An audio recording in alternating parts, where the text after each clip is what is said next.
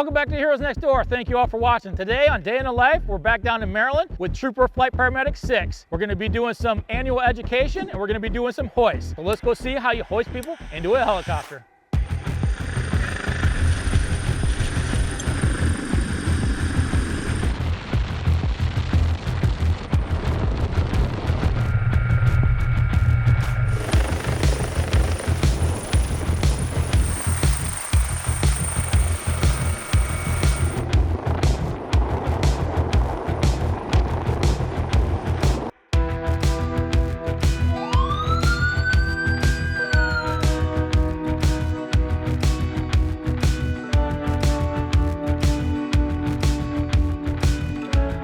My name is Hayley DasSoulas, out of the most recent RT class, and currently stationed at Trooper 4 Salisbury. How does it work here in Maryland with Trooper versus, are there different kind of ranks? There are. So you are a Trooper once you first come out of the academy. Once you get 3 years on the job, you'll be Trooper First Class, or TFC.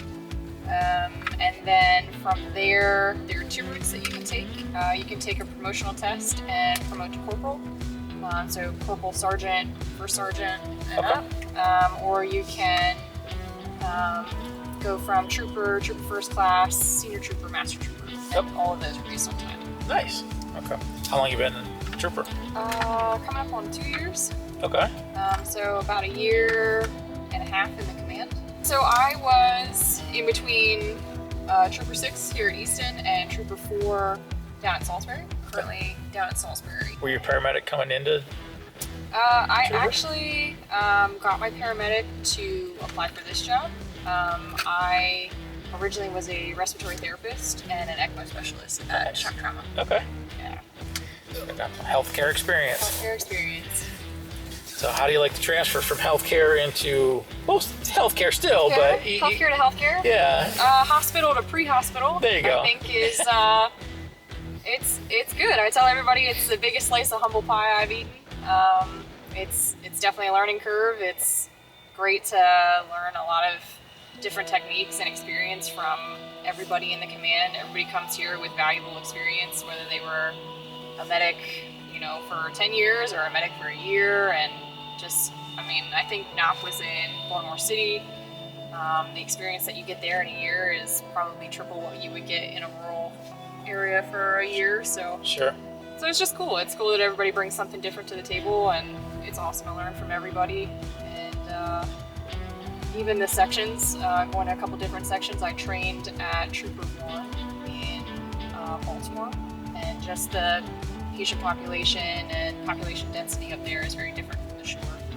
So Right. it was pretty cool. I enjoyed that. Short flight, so you gotta get yourself together and get your report together before you. Yeah, get it all done before you go, right? Yeah. Basically. So what are we doing tonight? Tonight we are doing our night hoist qualifications. It's, I guess, just a reiteration of what we do during the daytime, as far as getting repetitions, muscle memory, in regards to rigging and communication with each other, making sure that the pilots are good with different things that they do at night. Everything is a little bit more difficult at night, just to make sure that you're paying attention to everything. So. Right. Welcome to 2022 night hoist qualifications. By now you should have already had your day training, so this is just a follow-up. A couple of key points: make sure you have good CRM, make sure you're communicating effectively, and we'll work as a team tonight. You should have already had your equipment review, that was earlier. Then we have our night evolutions, and then RT deployment to patient with the screamer suit, RT and screamer suit victim recovery, and then RT deployment to pet bag, and then RT recovery with pet bag and trail lines attached. The biggest issues for nighttime evolutions is cable management. Remember, with nighttime, it's a little different with your depth perception. You'll see the ground safety as more cable is paid out. You're gonna see our arms start to widen and widen, and we'll step away to try and manage the cable to ensure safety on the ground. The hoisting area is gonna be back somewhere over there. I'm not gonna give you an exact location. You're gonna do a high-low recon, but you get the idea, back in the woods over there. You'll make contact with the ground units, ask them what you have, whether you have an injured patient, you have a backboarded patient. At that point, you make the decision what equipment you want to take with you, and be able to conduct the hoist efficiently. So what's in here? What is this truck? So this is a prepackaged patient. This would be our hoisting device, pet bag, used for any patient that is backboarded, supine, that needs to be extricated out of an area that's unable to ambulate. Okay. You good with white light for now?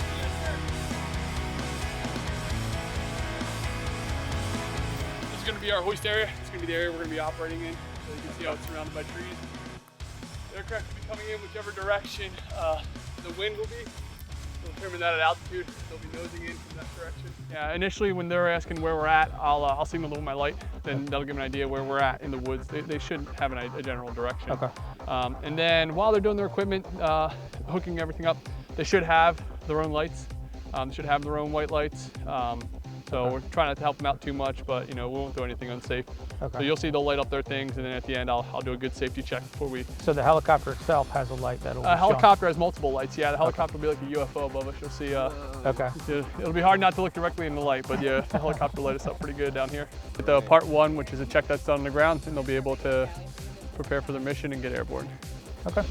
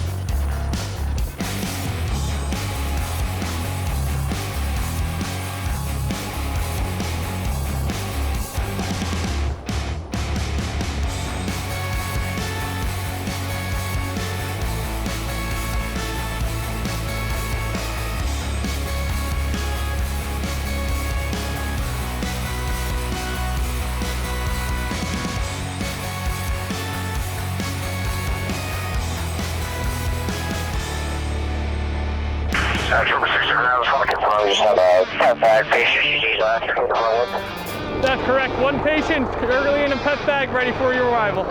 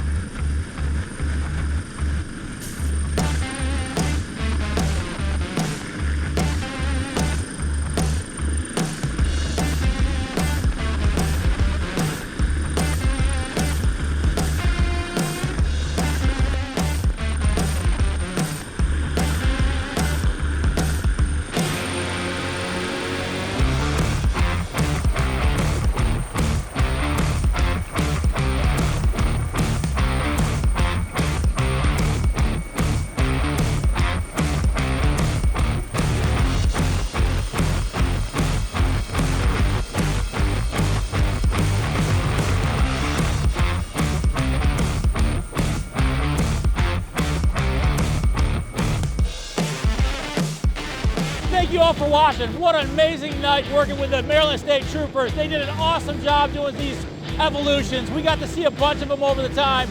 It was one of the most exciting things I've done in a long time. So thank you all for watching. Before we end, do us a favor, hit subscribe, hit notifications so we can keep bringing you more, and we'll see you again next week.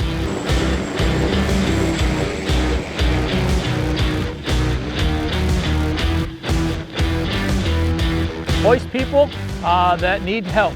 Nope. I want to, no,